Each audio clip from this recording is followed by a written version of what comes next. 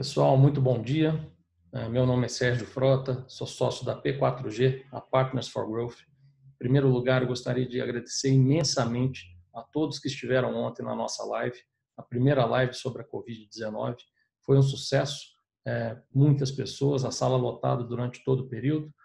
Infelizmente, algumas pessoas não conseguiram se conectar pelo fato da limitação da sala. Mas, como prometido, e muita gente tem solicitado, aqui segue o vídeo na íntegra dessa discussão, desse debate que nós tivemos de maneira muito dinâmica e prática, com a interação dos participantes sobre os desafios e como respondê-los imediatamente nesse momento de crise. Tá? Primeiramente, também gostaria de agradecer aos nossos sócios, o Carlos Braga, o Herbert Viana e o Walter Braga, os meus sócios na P4G. Gostaríamos também de agradecer ao Marcelo Salomão, sócio da Brasil Salomão e Max, que está participando conosco, contribuindo sobre os aspectos jurídicos e as decisões governamentais, tá? E dizer que o que nos motivou realmente a fazer essa live, ao meio de tantas lives que têm acontecido, é que, no fato, na prática, a gente vem trabalhando esses assuntos no dia a dia e nós obtivemos uma série de discussões, boas práticas, interações com as empresas, e isso nos motivou a trazer esse conteúdo para vocês. A P4G é uma empresa de estratégia de crescimento, extremamente artesanal, customizada para os seus clientes. Nós vivíamos uma fase muito positiva de crescimento para os nossos clientes, trabalhando a sustentabilidade desses crescimentos quando fomos surpreendidos pela Covid-19, como todo mundo, como todos vocês. Obviamente, de imediato, nós passamos a atender as demandas mais emergenciais inerentes à crise, e começamos uma série de videoconferências e de ações junto a estes clientes e outras empresas de nosso relacionamento. O que aconteceu foi uma ótima surpresa, onde muitas empresas já estavam tomando uma série de medidas interessantes, acabou sendo uma construção e um desenvolvimento a quatro mãos. Isso tudo começou a ser compartilhado através dos nossos primeiros boletins da Covid, que a própria P4G produziu, e aos poucos as pessoas foram nos provocando, por que não fazer uma live, um debate sobre essas ações que têm ajudado muitas empresas. Então, estamos aqui, essa foi a nossa motivação. Vocês vão ter na sequência uma introdução sobre os temas que foram divulgados dos meus sócios Carlos Braga, Herbert Viana e o Walter Braga, e na sequência o Dr. Marcelo Salomão. E aí vocês vão ver que na sequência já começaram a surgir as perguntas e os debates sobre esses temas colocados. Então, espero que gostem. Nós faremos outras lives assim que outros assuntos relevantes e discussões forem aparecendo. Então, eu agradeço muito mais uma vez a todos os meus sócios, ao Dr. Marcelo e principalmente a todos vocês que contribuíram para esse debate muito rico. Espero vê-los até a próxima e agradeço de novo. Muito obrigado. Contingente de pequenas e médias empresas não estavam preparadas para poder ter as pessoas em casa, né, ter uma VPN, ter uma forma de atender bem o seu cliente, seja através de WhatsApp, usando um bot, ou através de uma ferramenta de vendas online, que hoje você não precisa nem desenvolver isso dentro de casa, você pode comprar isso fora. Então, essas pequenas coisas aí eu avalio como sendo os principais aprendizados dessa crise. Do ponto de vista do que fazer, né, um outro bloco aqui, né, que eu acho que são os quick wins para esse momento agora, eu separei algumas outras dicas também e leituras. O primeiro é o seguinte: não tente vender a qualquer custo. Se você não tem um produto que é relevante para o mercado, ou para o seu cliente, ou para o seu parceiro nesse momento, não tente fazer um hard sell, porque está todo mundo preocupado em sair da crise, está todo mundo preocupado em encontrar caminhos. Então, você precisa encontrar o seu caminho também, a forma como você vai ajudar o seu cliente, como você vai ajudar o seu parceiro dentro da sua cadeia de negócios. Várias pesquisas que a gente teve acesso aqui mostram que empresas que estão agindo de forma correta nessa crise não estão aumentando o preço, estão tentando colaborar, elas estão tendo um índice de aceitação de mais de 81%, na verdade não aceitação, de valorização da sua marca, né? E 1 em cada 3 consumidores estão criando algum tipo de repulsa para marcas que estão tentando tirar benefício neste momento aí de forma equivocada dessa crise. Então, eu acho que é importante tentar encontrar alternativas, mas sem que isso seja visto de uma forma oportunística. O outro ponto: utilize as redes sociais para comunicar. Se você não tem uma, abra já um Facebook, um Instagram, um LinkedIn, né? Mas hoje acho que é muito universal isso. mas às vezes as empresas têm, mas deixam de comunicar da forma adequada com seus clientes o que ela tem feito, como ela está atendendo, de que forma você pode acessar os seus produtos. E o outro ponto é buscar soluções rápidas. Essas soluções rápidas, elas estão voltadas para um sistema colaborativo. É importante nessa hora a gente estar, inclusive, colaborando até fazendo ações colaborativas, até mesmo com os nossos concorrentes, se isso for preciso, porque nessa hora não dá tempo para a gente poder buscar alternativas em laboratório ou tentar fazer coisas sozinhos. E por último, num cenário já de futura pós-crise, né, que eu chamo de iniciativas de breakthrough, né, é preparar realmente para a retomada. As coisas vão voltar, o normal do futuro não vai ser igual ao normal de antes da crise, mas também as pessoas não vão deixar de consumir, não vão deixar de viajar, não vão deixar de ter lazer. O que vai acontecer é que mudará um pouco o comportamento e as empresas têm que estar preparadas para absorver esse comportamento. Durante esse período curto da crise, muitas coisas se aceleraram, né?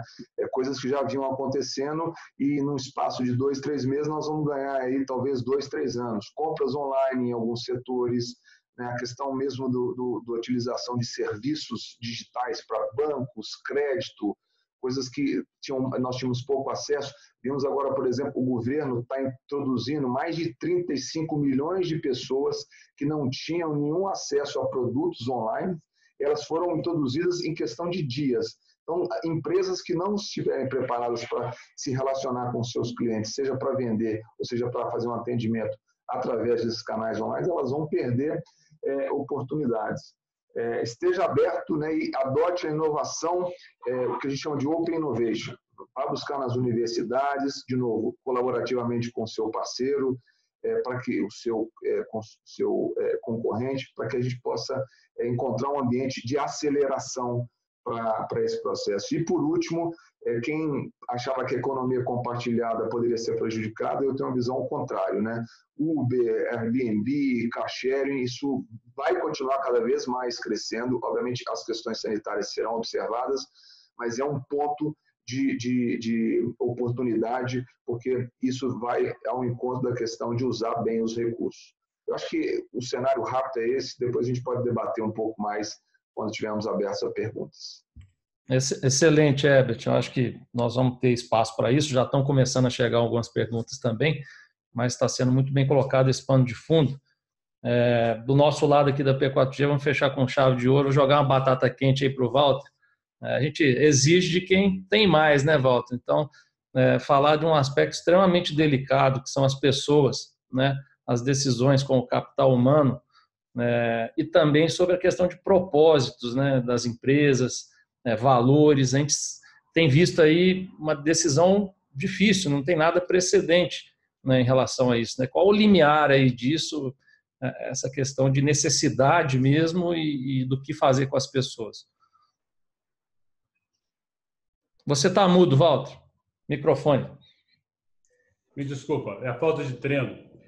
Bom dia, é um prazer estar aqui com vocês e bom dia a todo mundo que está navegando aqui conosco no seu webinar. Eu, por origem, sou professor e fui executivo e, por fim, CEO e presidente do conselho e participante do conselho da Croton Educacional. Então, essa é a minha experiência. Hoje em dia, temos investido em pequenas empresas de tecnologia e com muita alegria e aprendendo muito, sendo parceiros aí da P4G do Carlos, do Herbert e do Sérgio e diretamente do nosso doutor Salomão também, né? Olha, o Carlos começou usando a palavra resiliência. Era exatamente por onde eu ia começar, né? Mas com uma perspectiva um pouquinho diferente. Resiliência, o significado da palavra é voltar ao estado natural. Mas se você fosse pensar resiliência nas organizações nesse momento, do ponto de vista de pessoas, cultura, você contar com que as pessoas possam navegar na crise, compreendê-la, agir para transformá-la e não só serem viajantes nesse momento, mas interferirem na própria viagem, quer dizer, ajudarem a transpor a crise. Então, as pessoas fazem parte disso. E a gente não pode esquecer que a crise, por mais longa que seja, por mais dura que seja, ela é finita. nós vamos ter o pós-crise. Então, uma tarefa é enfrentar a crise, mas enfrentar a crise com os menores efeitos colaterais no futuro. De tal forma que você mantenha a integridade da própria organização, a integridade dos sonhos. E tem alguns paradoxos, eu acho. Um é a escassez e a abundância. A gente acha que o mundo da abundância é o mundo dos escritórios e tal, e tal. Na verdade, é o mundo da escassez. A gente está percebendo, por exemplo, que é possível você ter pessoas em todos os lados trabalhando em home office de maneiras muito distintas e disseminadas quase pelo Brasil inteiro. Uma organização se espalha pelo Brasil inteiro, fazendo coisas vezes com maior efetividade. Então, esse também pode ser o mundo. Na escassez, pode ter um outro tipo de abundância. Então, eu acho que é mais um mindset de pensar em escassez e abundância. Aí, quando você vai em escassez e abundância, você tem um ponto que é um ponto muito interessante, que é a questão sobre propósito. Nós sermos alinhados ao nosso propósito e aos nossos valores no mundo de abundância, sem pressões. Eu vou pedir ao Sérgio para ficar no mute aí, para nos ajudar. No mundo sem pressões, é muito mais simples você exercer princípios e valores e propósitos. É nesse momento que nós estamos num mundo de muitas dificuldades, de muita complexidade, de mais incertezas do que respostas, que é outra coisa que a gente quer muito. A gente quer o cenário certo, o plano certo, a resposta certa, mas a única certeza que nos apresenta hoje é a capacidade de enfrentar o novo. Então, isso traz variáveis que tornam as decisões extremamente complexas e não tão simples como nós imaginamos, no mundo até recentemente utilizado, que é vertical. Eu penso, decido e as pessoas me obedecem. Nesse sentido, a gente tem que ter uma visão, eu acho, que é transversal. A sobrevivência é crítica. Nenhuma empresa vai ter futuro, vai poder construir o futuro, vai poder ser alinhada ao propósito, ser alinhada aos seus valores, se ela não passar pela crise, se ela não sobreviver. Então, ponto. Isso não se discute a questão da sobrevivência. A questão é como eu sobrevivo. Eu posso sobreviver. E aí as decisões são duras e difíceis. Sobreviver alinhado ao meu propósito, colocando esse filtro dos princípios e valores que eu sempre espalhei, acreditei, defini, me comprometi como empresário, como executivo, perante as pessoas que estão ao meu retorno. Eu chuto o balde e vou sobreviver, custe o que custar. Que organização nós vamos ter no futuro e que valor esses valores anteriores teriam. Então, tem um ativo também que me parece importante, que é não só o financeiro, nesse novo mundo, que eu não tenho um cenário para ele, é a confiança. A confiança entre as pessoas, o que a gente chama de participação dos stakeholders. Tanto clientes, o Herbert acabou de falar sobre clientes acreditando e confiando naquelas empresas que têm uma postura não oportunista, quanto também seus funcionários. Evidentemente, passar por isso e construir o novo, que eu não tenho dúvida que nós vamos estar perante dificuldades novas, mas oportunidades novas também. Então, aprender sobre oportunidades, captar essas oportunidades, vai exigir comprometimento. A cultura instalada nas pessoas. E como que isso pode acontecer? É evidente que nós somos um mundo de restrições e limitações. Isso é evidente. Podemos ter diminuição de jornada, podemos ter redução de salários, podemos aproveitar a MP dos trabalhadores para colocarmos alguns profissionais. Temos uma série de medidas que devem ser usadas ao extremo, mas desde que com transparência, com comunicação clara e alinhados aos nossos propósitos. Sempre buscando lá quais são os nossos valores, os nossos propósitos e refletindo isso na comunidade, toda a nossa comunidade. Seja essa comunidade, olha bem, seja interno, as pessoas, seja os clientes, mas seja a própria sociedade. Esse é um momento muito interessante também da empresa como entidade viva, entidade participante da sociedade, como é que ela responde a essa dificuldade que a sociedade está enfrentando. Qual que é o papel dela? A gente fala em resultado, lucro. Lucro é imprescindível. Às vezes eu penso que o lucro é a principal responsabilidade social de uma empresa. Sem o lucro, nada se constrói em torno da própria empresa, novas oportunidades não geram. Mas resultado não se resume a lucro. Resultados tem que incluir também essa visão mais ampla da empresa, que vão incluir todos os seus stakeholders, alinhada com os princípios e valores, e sobreviver. Sobreviver é fácil, isso é coisa do passado. Ter lucro é fácil, é coisa do passado.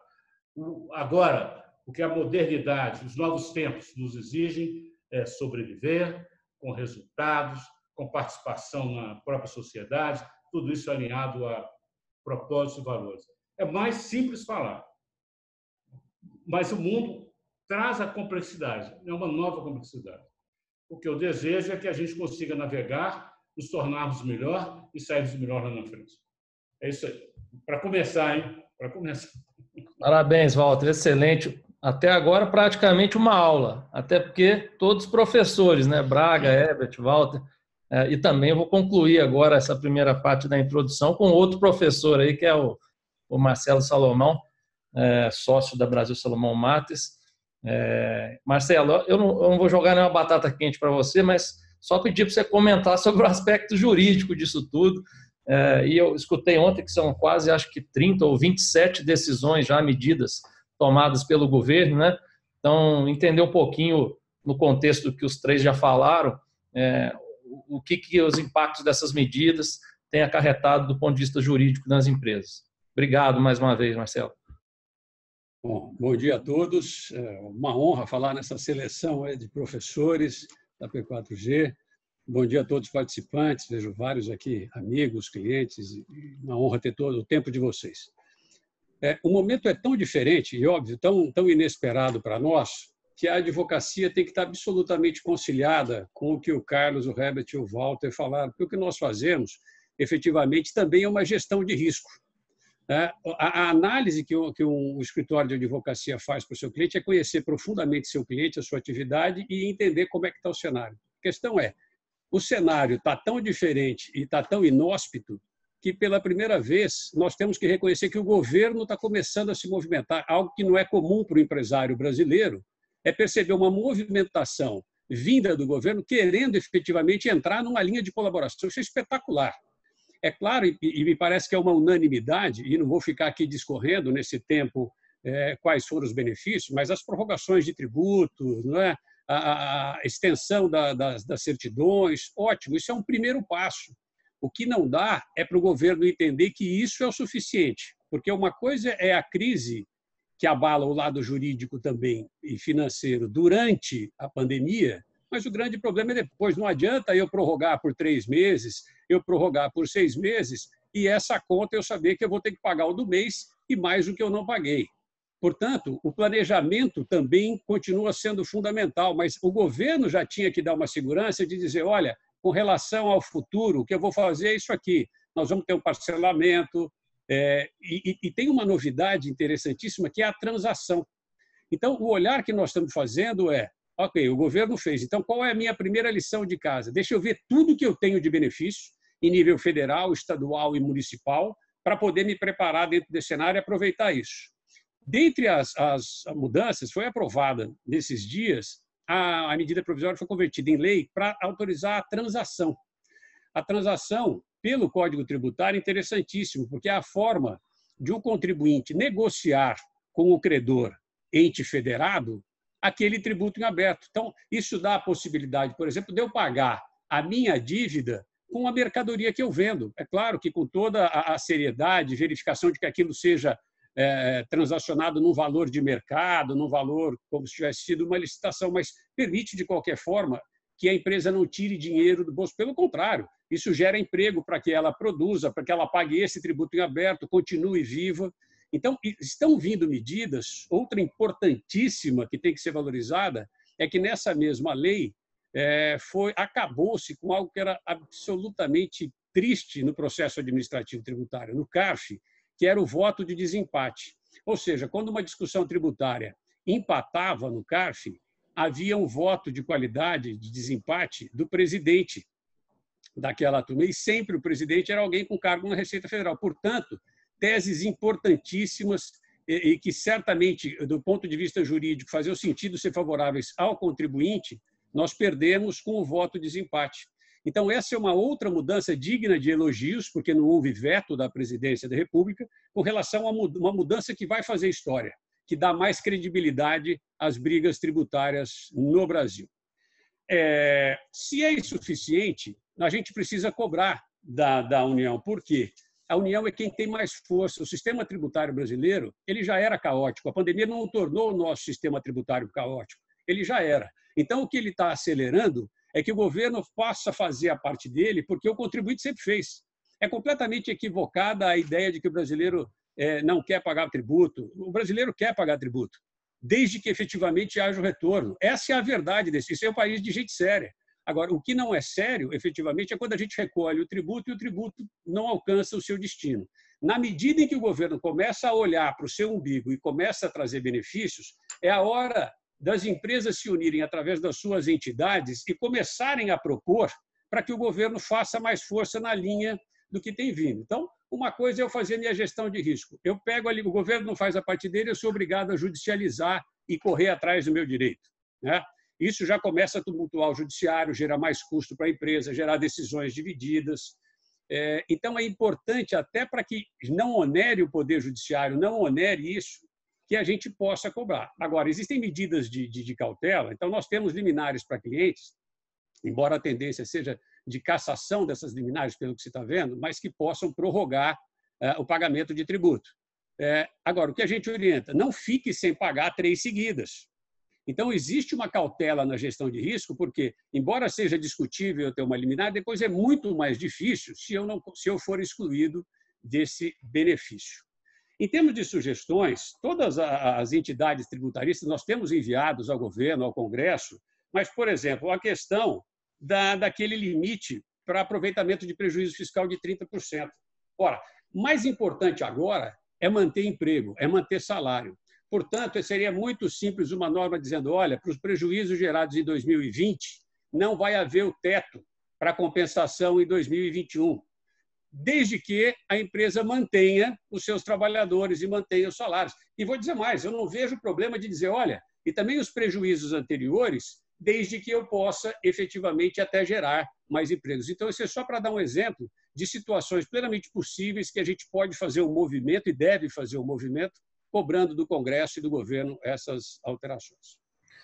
Excelente, meus amigos, até agora muito bom. Queria dar só um recadinho aqui, a sala está lotada, muita gente me mandando mensagem que está tentando entrar, a gente só comunicando para quem também esteja falando com vocês aí, convidados, a gente está gravando, nas próximas lives já nos animou a fazer as próximas que a gente tinha planejado, vamos tentar aí, obviamente, ter mais capacidade, mas a gente vai mandar e-mail, vai mandar um resumo do que a gente está falando e principalmente a gravação aí muito bem feita por todos até agora.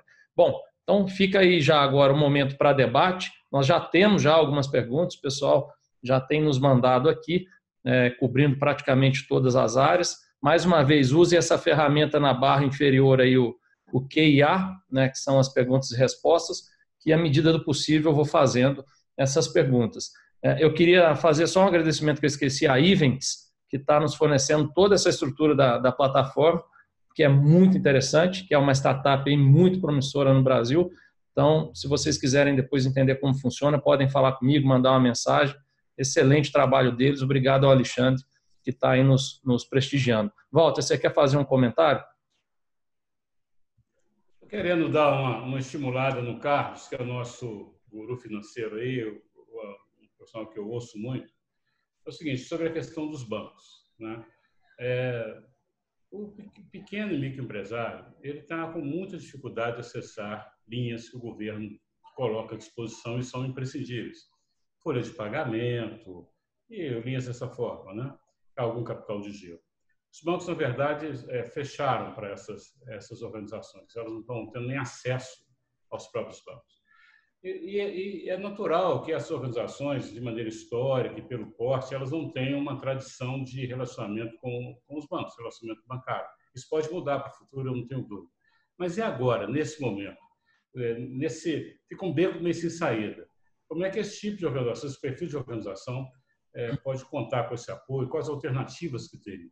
Ô Braga, Antes de você responder, só fazer aquele disclaimer rapidinho aqui para a gente ser o máximo possível objetivo nas respostas, porque já tem bastante perguntas aqui, para que a gente possa tentar cobrir o máximo possível. Não estou te repreendendo, não, Walter, apenas eu ia dar esse recado antes. Não, você, rápido e objetivo, é um desafio. A pequena e média empresa representa só em Minas Gerais praticamente 30% dos empregos. Então, eu tenho acompanhado em Minas e faço aqui, repito a fala, estamos ativamente no BDMG, trabalhando através de plataformas digitais. Deixo aqui uma mensagem para o empresário mineiro. Sei que temos pessoas do Brasil inteiro, mas em Minas o BDMG oferece o BDMG Digital, que está oferecendo linha de capital de giro para novas empresas. Mas, Braga, e a garantia, e o risco, e o aval? Sim.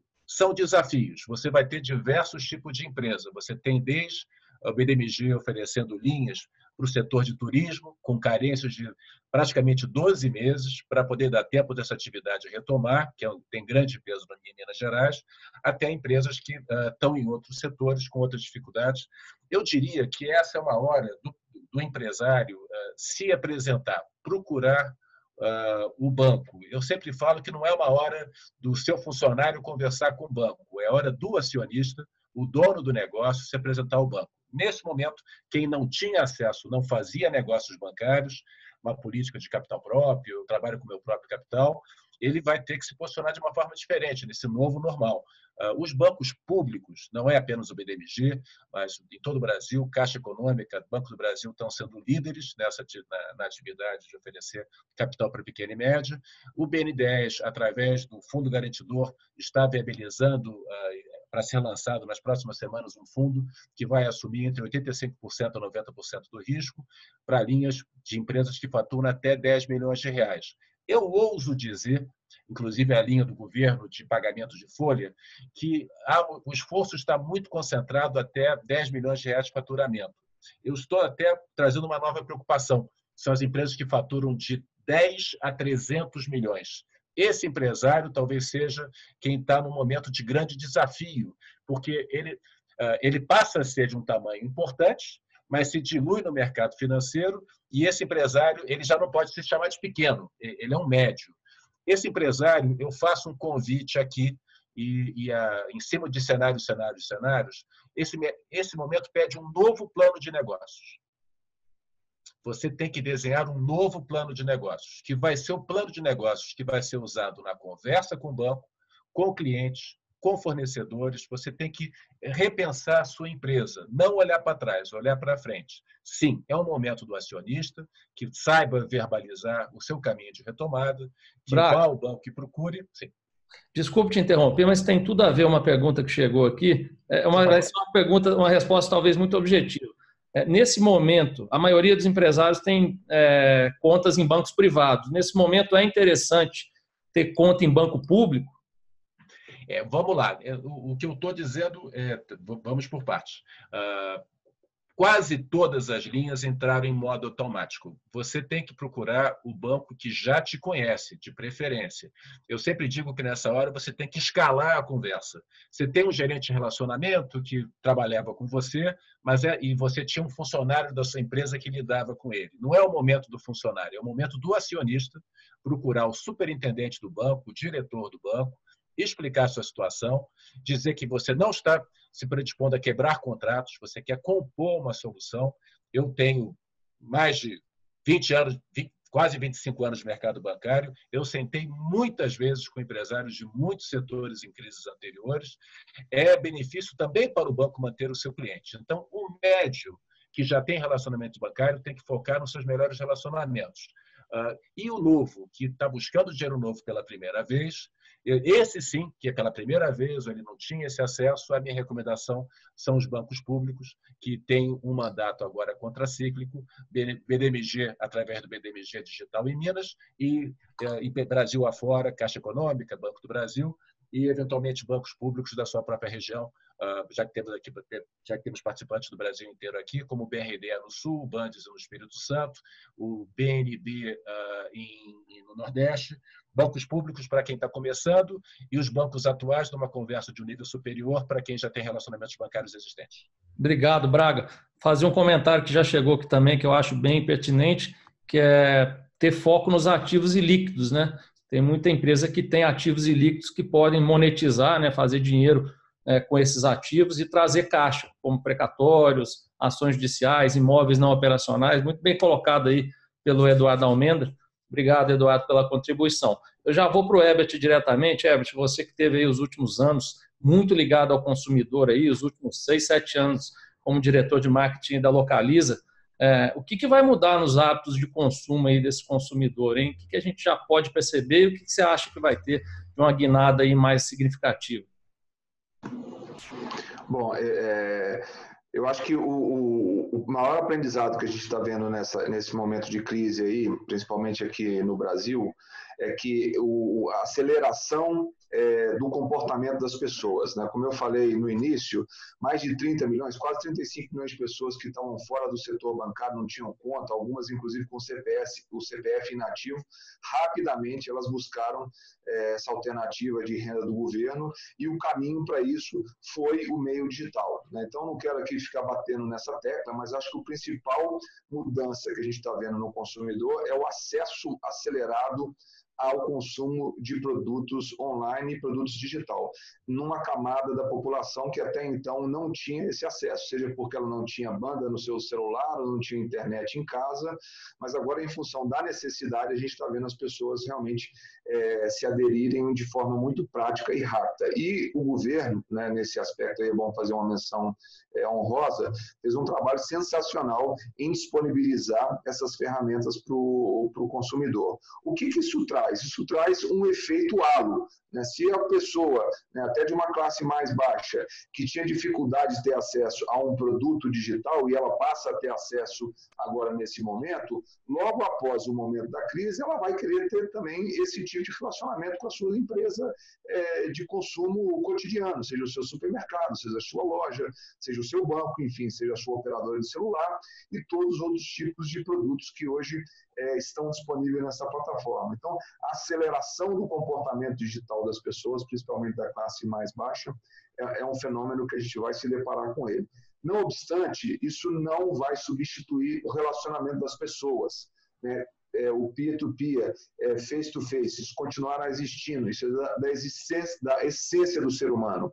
E aqui fica uma dica também, né, pegando uma carona que o Carlos falou, é preciso que as empresas repensem o seu modelo de negócio baseado nesse novo paradigma de consumo. Na verdade, quando eu falo novo paradigma de consumo, eu não quero fazer ênfase a algo que a gente não conhece, eu quero fazer ênfase a algo que está sendo acelerado, que é esse relacionamento baseado num contato muito rápido. Se a pessoa faz isso muito rápido hoje no seu telefone celular, ela vai querer uma resposta muito rápida também, mesmo quando ela estiver na frente de um balcão, num restaurante. Então é preciso que a gente se reeduque para atender as necessidades do consumidor nesse momento pós-crise. E aí a transformação digital é uma saída para isso. Depois eu falo um pouco mais se a gente tiver oportunidade. Bom, ótimo. Walter, eu já venho para você que tem algumas questões aqui interessantes sobre os aprendizados aí para o futuro, né, o que a gente vai ter pela frente aí. Marcelo, você acha que é momento de falar de um negócio que estava em pauta aí, que é a reforma tributária? Eu já vou emendar uma outra aqui para você, que está ligado um pouco a isso, que você acha que vem novos tributos por aí? O que a gente pode esperar aí nesse cenário? Pedir também para fazer um resuminho aí bem objetivo disso, para a gente aproveitar o tempo. Perfeito, Sérgio. Tudo pode sempre ser melhorado e a gente sempre deve olhar, né, como melhorar. E a reforma é algo que vem nesse sentido. Acreditar numa reforma ampla no Brasil, que seja aprovada, acho muito difícil. Esse momento acelera o olhar, mas eu ainda acho que é mais importante a gente pressionar para que tenham medidas do governo e a gente fazer a lição de casa antes de usar que pode virar um oportunismo para uma reforma tributária. A gente está no momento estava falando em reforma para falar muito focado em simplificação e muito focado em olhar a cadeia de consumo. Mas olha que interessante, se você pegar essa ajuda do governo de R$ 600 para as pessoas E considerando que a nossa carga tributária, em especial para as pessoas de baixo rendimento, atinge mais ou menos 50% desse valor quando ela vai fazer a compra, porque esse dinheiro vai ser usado para compra de comida e para compra de remédio. Então, na verdade, nós estamos dizendo que desses 600 ela tem 300, porque 300 vai para o caixa a título de tributo. Portanto, se for pensar em reforma tributária, nós temos que pensar diferente do que vinha sendo proposto. Preciso olhar maior. Não basta simplificar. Do jeito que está, nós estamos dando, o governo está dando 600 e vai ficar só 300. Um dos riscos com relação a novos tributos é, sim, um momento de alto risco. Eu acho que não cabe, acho não, né? Todo mundo que estuda e é empresário e é tributarista sabe que não cabe o governo olhar para o bolso do contribuinte agora. Acontece que em momentos como esse, há a própria autorização constitucional, de que a União possa fazer os gastos que não estavam ali orçados. 2, que ela possa ir atrás de, por exemplo, empréstimo compulsório. Pensa nisso, empréstimo compulsório. Tem uma geração que não conhece, mas se você pensar no próprio termo empréstimo compulsório, já é uma contradição, porque empréstimo está deduzindo que é uma coisa entre as pessoas que eu quero emprestar para depois ter o benefício. Se eu sou obrigado a fazer um empréstimo, e a história no Brasil é horrorosa, porque tudo que teve de empréstimo compulsório não voltou, porque ele é um tributo que você empresta o dinheiro para um socorro e depois ele tem que voltar. Agora, no entanto, infelizmente, já existe, Sérgio, projeto falando em reforma em empréstimo compulsório. Eu não acredito que passe, não acho que haja espaço, como, por exemplo, também a tributação da distribuição de lucro. Também é outra coisa que está se falando muito dentro de uma reforma. É este momento de forma nenhuma, independente dos focos de discussão, essa não é a hora de olhar para novos tributos ou para aumento de tributos existentes.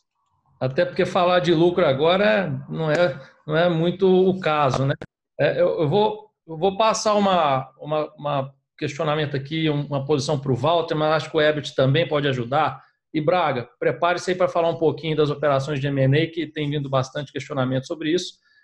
Walter, eu queria entender um pouquinho assim, o que vem pela frente? Vamos tentar ser prático, né? Também tem uma pergunta que talvez é difícil. Eu não quero que você seja a mãe de Iná, porque ela já foi também, não pode nos ajudar mais. Mas estão perguntando de forma prática o que fazer para a retomada. É óbvio, você já fez uma bela introdução, as coisas vão voltar, né? Então, Herbert e Walter, eu acho que vocês podem contribuir também. O que de forma prática pode fazer para a retomada, mas um pouquinho antes, Walter, o que você acha que vem pela frente aí? Vamos tentar traçar cenários de curtíssimo, médio e longo prazo.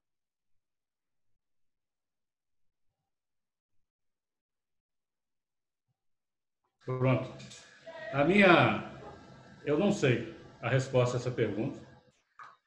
O que vem pela frente? Eu acho que há uma mudança. Essas crises humanitárias, elas servem para a própria humanidade se refazer, se reciclar, se reestruturar, né? Essa é uma crise muito grave. Eu não imaginava passar por isso. Às vezes até era incompreensível. Você vê que a gente tem tensões até sobre o próprio caminhamento. Tem pessoas que têm a certeza que é um tipo de ação, isolamento, outros têm certeza que é outro. Uma coisa eu tenho certeza, que a complexidade que nós estamos enfrentando, ela já não é nova, só tem que ela se acelerou e trouxe um cenário muito difícil para ser trabalhado, é que as respostas que as pessoas querem não vão poder satisfazer mais as perguntas. A gente quer respostas objetivas, claras, como se nós tivéssemos uma solução objetiva e que fosse aplicável no universo maior. Cada organização dessa, ela tem uma singularidade em si mesma, como cada ser vivo tem uma singularidade em si mesmo. Isso tem coisas que devem ser feitas. Está se discutindo muito, por exemplo, sobre doentes de coronavírus, se aplica cloroquina, se não aplica cloroquina, aplica um ou outro remédio. O que se discute é qual que é o momento que eu aplico, né? Dependendo do momento que eu aplico, aquilo pode acelerar arritmias e outras coisas, acelerar a própria morte. Dependendo do momento que eu aplico o mesmo remédio, aquilo pode servir para sobrevivência, para sobreviver. Então, se você imagina que uma organização formada por pessoas, seus propósitos, seus princípios, ela enfrenta esse tipo de problema, o que nós temos que ter é o conhecimento das ferramentas disponíveis. Então, isso é estudar, conversar, participar de webinar, ver muitas ferramentas, compreendê-las e compreender em que momento nós estamos com a nossa organização e que tipo de medicação, que tipo de processo deve ser colocado ali. A pessoa só não pode, uma coisa que não é possível, hipótese nenhuma, é morrer por falta de ar. Quer dizer, essa não tem tratamento. E isso que eu chamo de sobreviver. Dentro de um contexto de princípios e propósitos, é sobreviver, não deixar faltar o ar. Agora, o que vem pela frente, eu tenho a impressão que é um mundo novo. Então, vai exigir mais humildade, mobilidade, flexibilidade mental mesmo, para tentar compreender esse mundo novo, não com as mesmas ferramentas que nós tínhamos, o mesmo olhar que nós tínhamos, e aí sim, compreendendo esse mundo novo, atuar. Porque, olha, se alguém me perguntar o que eu espero do futuro, novas e imensas oportunidades. É isso que eu espero do futuro. Mas o mindset é diferente. Tá. Herbert, para te ajudar, e também teve uma perguntinha aqui, que acho que vai caber na sua contribuição. Dessa retomada, como que as startups podem ou não ajudar? Tá.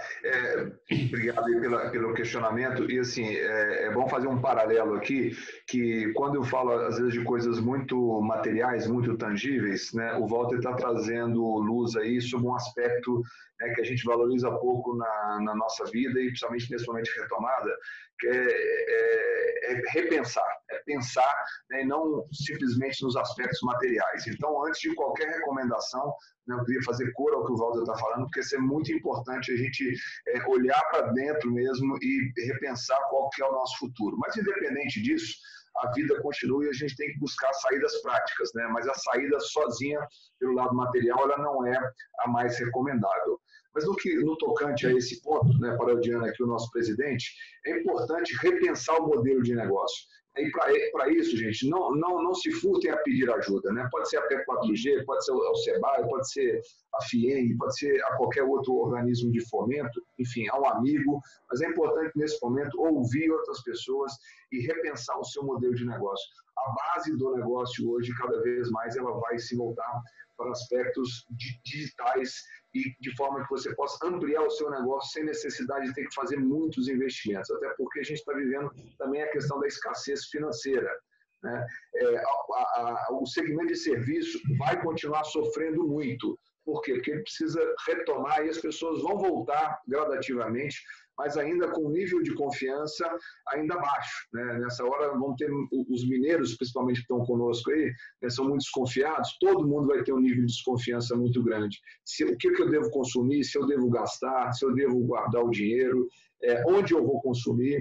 Então é importante que o setor de serviço seja muito resiliente e repense a forma de fazer seu negócio, não simplesmente baseado no modelo que vinha sendo feito. A indústria, né, vai ter muitas oportunidades, porque os estoques estão baixando, as pessoas vão voltar ao seu consumo normal, né, em algum tempo. Então, é importante que a indústria esteja preparada para isso. E preparada significa o quê? Repensar até uma nova plataforma de custos, porque vai haver muito excesso de oferta, e esse excesso de oferta vai refletir numa baixa dos preços. É importante aí buscar essa parceria com as startups, como o Sérgio comentou, e eu falei no início também, não só startups, mas faculdades, universidades, aceleradoras, todo mundo que pode fomentar com inteligência. Desculpa, só para ajudar bastante no tempo, que estão chegando perguntas sobre as startups ainda. É momento de lançar algum produto digital, alguma coisa, não?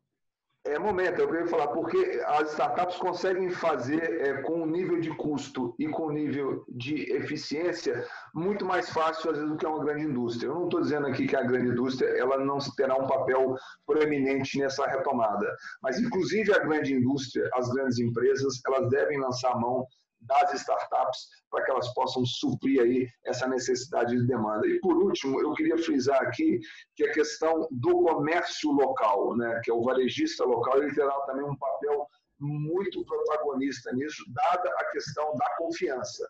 Então, por isso que eu chamei a atenção no início, que a fala do Walter é super importante para a gente entender esse novo cenário, não simplesmente sobre uma ótica utilitarista, mas sobre uma ótica realmente que o humano vai ter um pouco mais de relevância nesse processo de retomada aí, junto com as ferramentas digitais.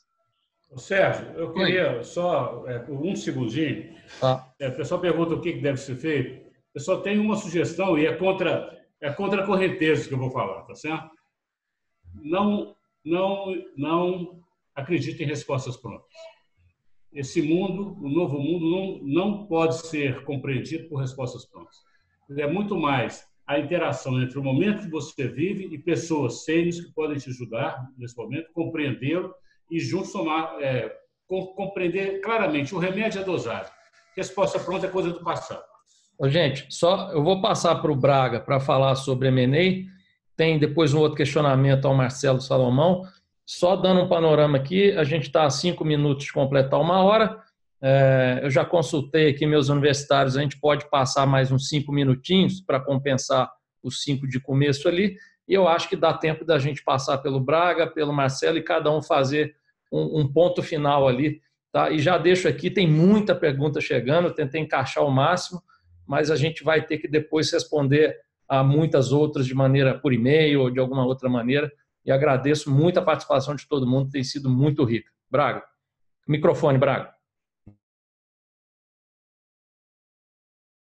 Muito bem, vamos falar um pouquinho de M&A, que M&A tem a ver com olhar para frente, né? Então, o que essas crises do passado nos ensinam? Do ponto de vista do vendedor, eu antecipo, como aconteceu em outras crises, um grande portfólio review. Muitos grupos estavam com várias teses, todas as teses estavam em fase acelerada. Na construção civil, pequena, média, alta renda. No varejo, vou fazer pequeno varejo, grande varejo e luxo. Esse é o momento de repensar portfólios. Então, se você é empresário e tem ativos que você entende que nesse novo cenário não fazem sentido, vai ter ofertas na ponta de venda. E na ponta de compra, quem comprará? Eu vejo que vai ter todo um reposicionamento de preço, mas claramente existem só nos private equities, os fundos de private equity aos quais eu tenho trabalhado e estado associado nos últimos anos, mais de 30 bilhões de recursos captados para o mercado brasileiro. Esses fundos vão se apresentar, já estão se apresentando, não apenas como sócios, mas também como emprestadores no formato de debêntures conversíveis. Vocês vão ver muito no jornal isso. Como os resultados estão muito baixos, você vender a participação agora, no preço atual, pode ser muito negativo. Você pode montar uma operação de debêntures que permite que daqui a 3 a 5 anos você converta num Brasil melhor. Então, essas técnicas vão chegar, o mercado de M&A não vai parar, é um dos mercados mais ativos. E aí eu vou tentar voltar para uma fala que quem já me escutou falar no passado, eu acho que é parte da nossa solução. Nós estamos no menor juro da nossa história, 3,5% ao ano. Todos aqui que estão nesse call têm aí 20, 30 anos de mercado.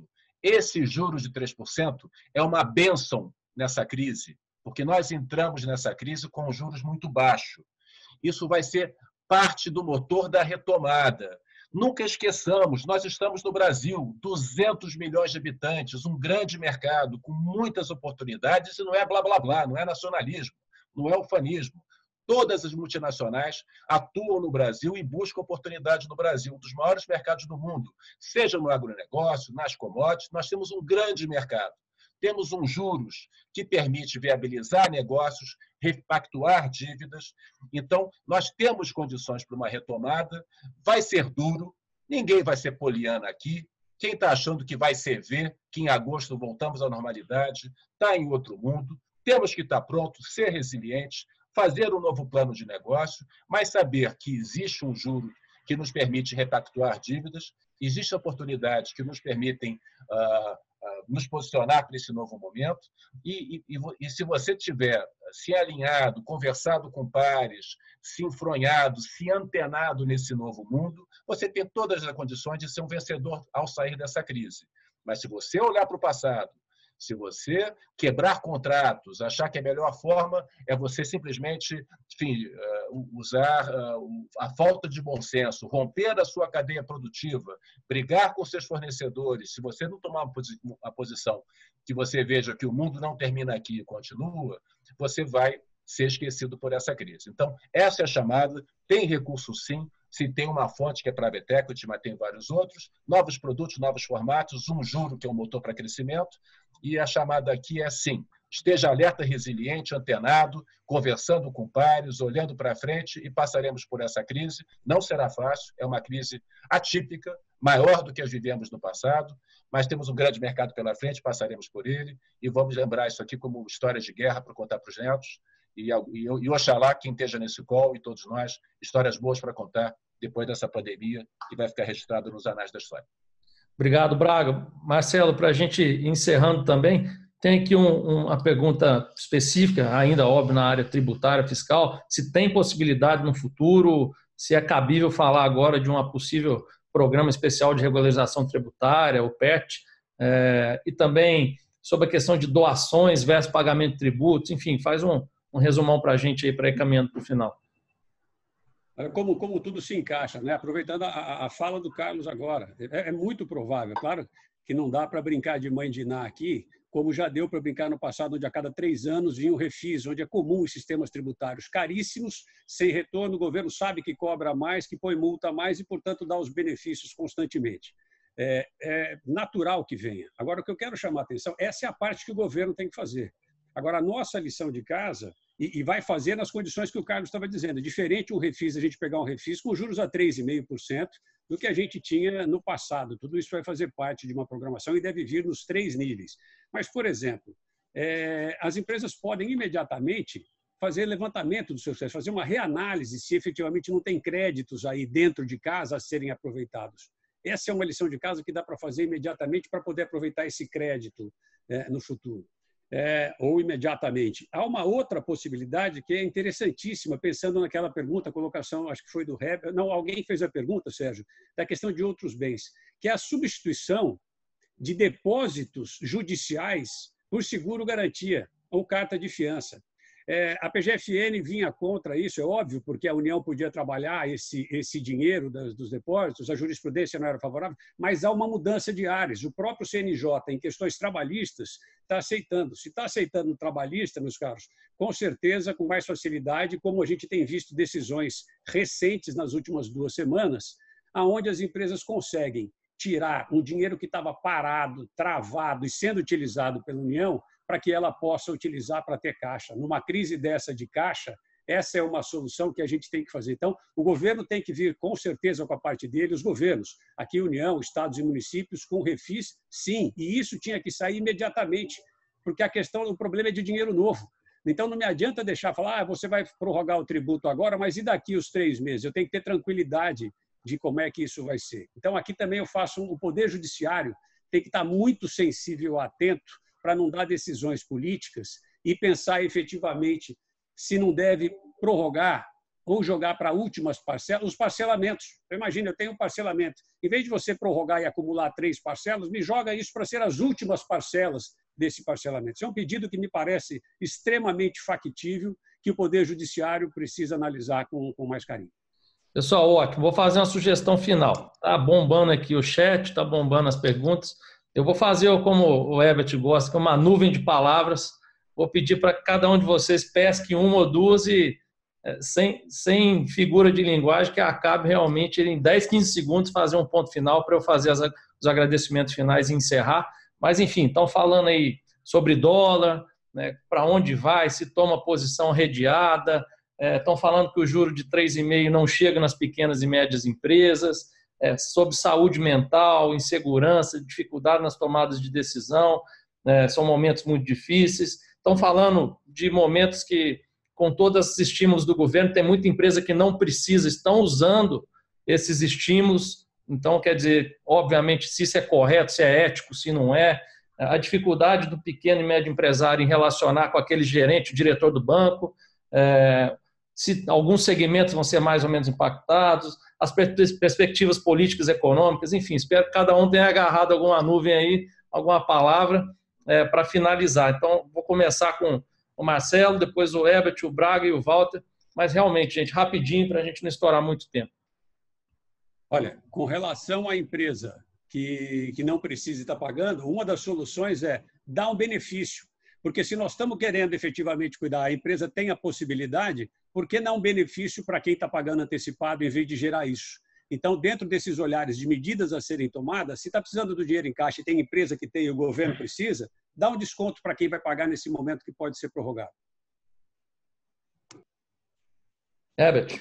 Bom, eu acho que as pessoas estão falando dos segmentos, as coisas vão voltar ao normal, mas o normal do futuro é diferente do normal do passado que a gente viveu. O ser humano precisa da normalidade, mas sejam preparados para um novo padrão de normal, onde o consumo vai ser totalmente afetado pela questão digital, onde a questão de comportamento também vai ser super levada em relevância.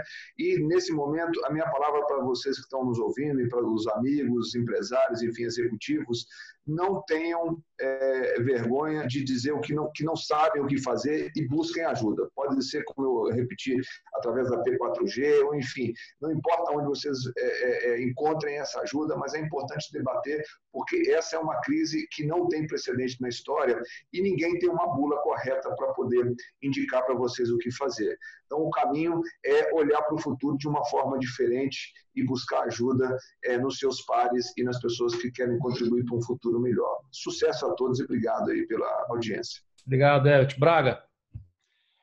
Bom, resiliência, já falamos, velocidade em decisões, compartilhar decisões, escutar a sua equipe, escutar seus pares, montar planos de 90 dias, revisar esses planos semanalmente, o caixa na mão do dono, na mão do empresário, ele tem que sair, se apresentar, conversar com fornecedores, evitar quebra de contratos, os clientes têm que sair do lado de lá sabendo que você foi correto e decente na sua crise e acima de tudo, paz de espírito, bom senso, o mercado é grande, passaremos por essa crise tem data para acabar, não vão me perguntar qual é a data, mas vai ter data para acabar, passaremos por essa e de novo, busque apoio, busque aconselhamento para poder tomar decisões mais ponderadas, independente se serão certas ou não, tome decisões, não evite decisões, porque é o momento de tomada de decisões.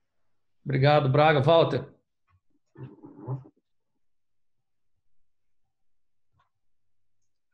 Ganhei alguns segundos, hein, pô?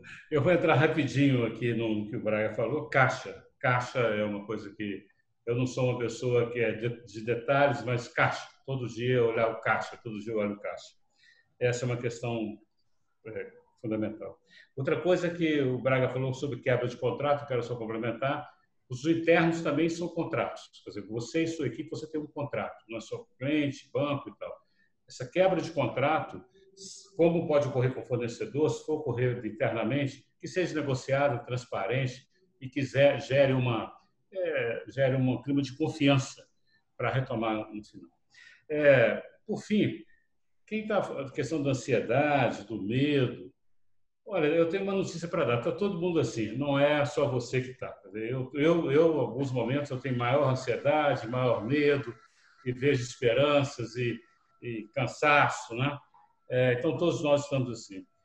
Mas eu acho que pode ter uma coisa que pode nos unir, pelo menos esse grupo aqui, eu tenho certeza que nos une, que é a esperança. A gente tem certeza que é cíclico, é um ciclo duro, difícil, mas que nós vamos estar do outro lado melhores que nós entramos. Então, tem duas coisas. Eu acho que a conexão, o Braga fala muito nisso e concordo plenamente. Está na hora de conversar mais, trocar ideia, ouvir o concorrente que eu nunca conversei com ele, pares, filtrando, porque você tem um excesso de informação impressionante, mas conectar com esse seu universo, que às vezes você não tinha essa conexão. E uma outra, estou finalizando, Sérgio, é conectar com você mesmo.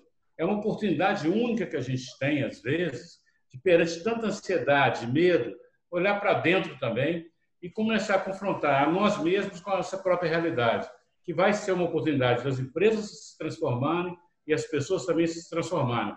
E mais do que as pessoas, os líderes terão um papel crucial nessa transformação, seja da empresa, seja da equipe que trabalha com ele mesmo.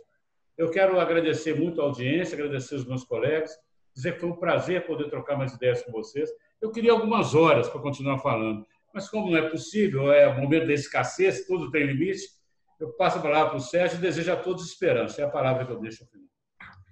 Obrigado, Walter. Em nome da P4G, e do Escritório Brasil Salomão e Mates. Agradecer a todos vocês, primeiramente, que estiveram conosco nessa manhã.